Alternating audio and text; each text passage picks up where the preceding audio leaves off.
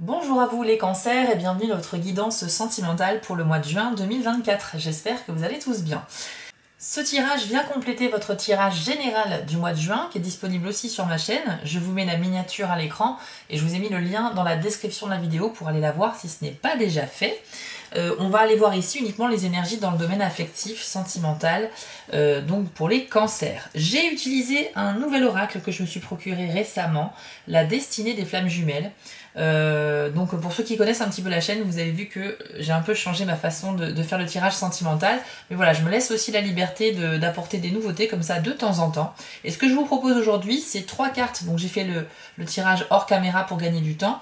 J'ai tiré 3 cartes pour vous et on ira voir une carte de conclusion avec l'oracle de la citadelle pour vous donner une petite phrase à méditer ou un petit conseil sur ce mois de juin. Ok, donc ce sera seulement un tirage en 4 cartes. Ça reste également un tirage qui est destiné à toutes les personnes qui sont cancer en signe solaire, lunaire et ascendant. Ça fait beaucoup de monde et par conséquent ça ne peut pas être votre tirage personnel. Ne prenez que ce qui fait sens pour vous, c'est très important et je vous invite à garder aussi un certain recul, bien évidemment. Je propose, si vous le souhaitez, des guidances personnalisées en revanche. Donc pour cela, il faut vous rendre sur mon site spiral-guidance.com. Vous allez dans la partie prestations et vous pourrez choisir parmi 6 formules qui vont de 15 à 135 €. Tout est détaillé sur mon site. Je vous laisse aller y jeter un œil. Voilà les amis, écoutez, sans plus attendre, je vous propose de révéler vos cartes et on en discute tout de suite après. Donc vous avez le blocage du principe masculin, la fuite et le déplacement déménagement. Alors je vais vous montrer les cartes comme ceci parce que j'ai pas eu le temps de les photographier pour les intégrer au montage. Donc là vous avez blocage du principe masculin. Alors qu'est-ce que ça nous dit? Eh bien vous savez qu'on est tous, hommes ou femmes, on a tous en nous une partie masculine, une partie féminine. C'est un équilibre de ces énergies qui font un petit peu notre personnalité ou notre taux vibratoire, etc. Mais on a vraiment ces deux pôles en nous. Le blocage du principe masculin va s'adresser pour le coup à tous les cancers, hein, c'est pas que les hommes. Ça veut dire que vous soyez en couple ou célibataire, vous avez en fait ici un excès de la part masculine dans tous ces aspects, on va dire, négatifs. Donc ça va se traduire comment? Ça va se traduire par le fait de ne plus supporter, de suivre des règles. Vous avez envie d'imposer les vôtres, tout simplement. Vous n'êtes pas basé sur les ressentis, les sentiments, ce qui n'est pas palpable. Vous avez besoin, vous, de voir pour croire. Vous avez besoin d'action, de concret, etc. Vous avez également une tendance à vouloir imposer vos propres règles à l'autre. Alors si vous êtes en couple, justement, il pourrait y avoir ce revers de situation. Mais en tout cas, vous n'êtes vraiment pas dans la passivité, dans le fait d'attendre quoi que ce soit de qui que ce soit. Vous avez envie de maîtriser les choses et malheureusement, si vous êtes en couple avec quelqu'un, si cette personne ne va pas dans votre sens, ça peut créer vraiment des conflits, des tensions. Si vous avez la chance que cette personne supporte votre humeur du moment et que tout se passe bien, ça va aller. Mais vous êtes tellement pas dans la négociation avec cette carte que ça paraît un petit peu tendu. Donc que vous soyez en couple ou célibataire, on nous dit que vous allez vous montrer un petit peu froid et distant avec les autres. Et même si vous êtes en couple, vis-à-vis de votre partenaire, c'est aussi possible. Donc je vous laisse imaginer que ça peut être très désagréable pour la personne qui partage votre vie.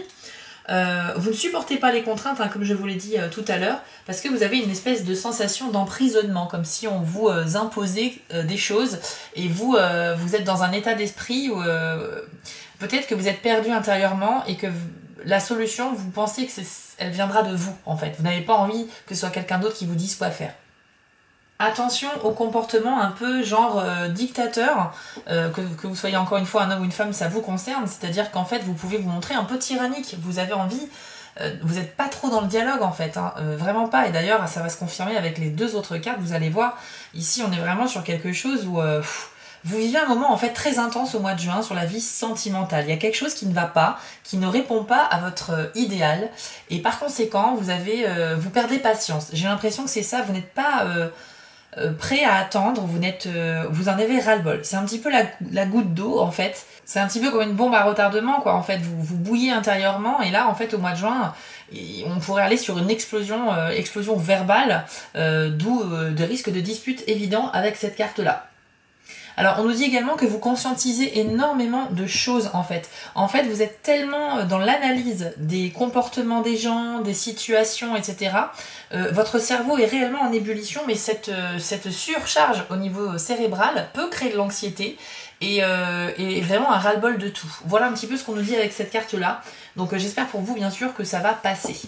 Ensuite, nous avons la carte de la fuite.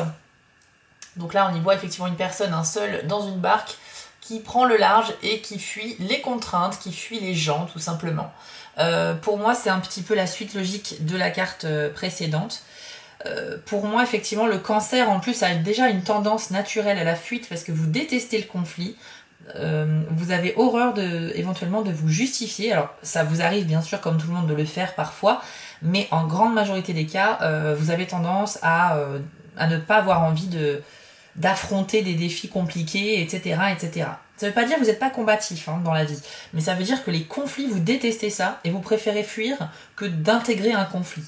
Donc là, vous prenez la fuite parce qu'il y a un ras-le-bol, il y a un débordement dans votre cerveau, vous avez accumulé beaucoup de choses, il y a peut-être aussi une mésentente avec votre partenaire de vie si vous êtes en couple, et même si vous êtes célibataire, la fuite peut vous concerner. Il y aurait peut-être un besoin de s'isoler quelque temps pour réfléchir. Peut-être que moi, ça me fait penser un peu à un burn-out en fait, je vous le dis clairement, parce que ces deux cartes-là, ici, ça représente un petit peu une espèce de ras-le-bol de colère, et puis là, on a une personne qui prend la fuite. Donc oui, vous pourriez tout à fait laisser des choses inachevées et partir sur un coup de tête.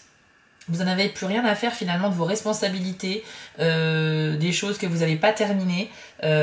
C'est tellement insupportable pour vous comme situation que vous allez prendre la fuite. Alors bien évidemment, prenez ça avec des pincettes. Il y a bien sûr des cancers qui vont pas être concernés par ce type d'énergie. Et c'est vrai que là, les trois cartes vont un petit peu dans le même sens. Donc bien évidemment, amis cancers, si vous n'êtes pas du tout concerné par ça, je vous encourage peut-être à regarder le tirage de votre signe ascendant, qui est tout aussi important que votre signe de naissance, parce que les énergies pourraient peut-être plus vous correspondre.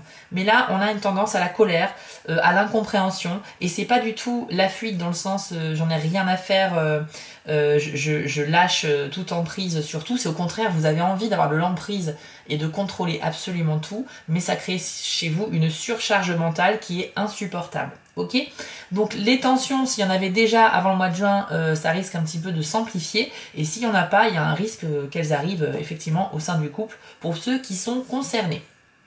Ensuite, vous avez la carte déplacement et déménagement.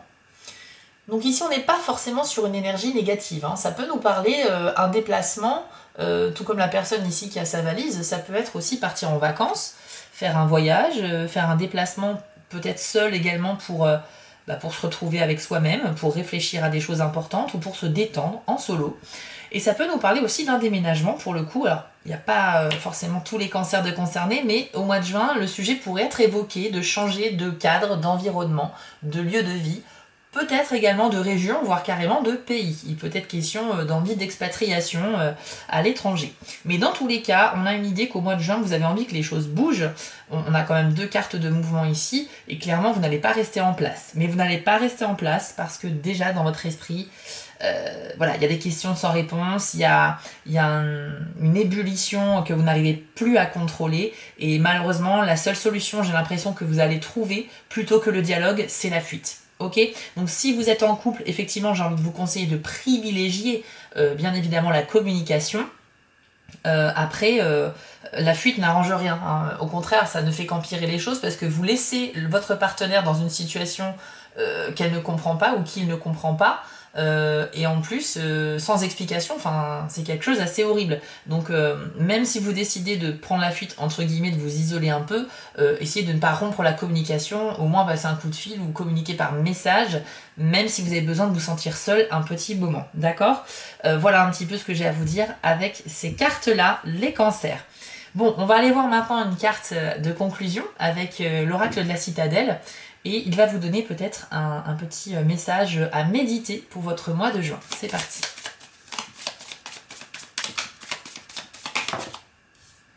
Alors, vous avez eu la carte du chasseur qui nous parle d'assurance et de prédestination. Donc, je vous l'affiche à l'écran et je vous lis votre message.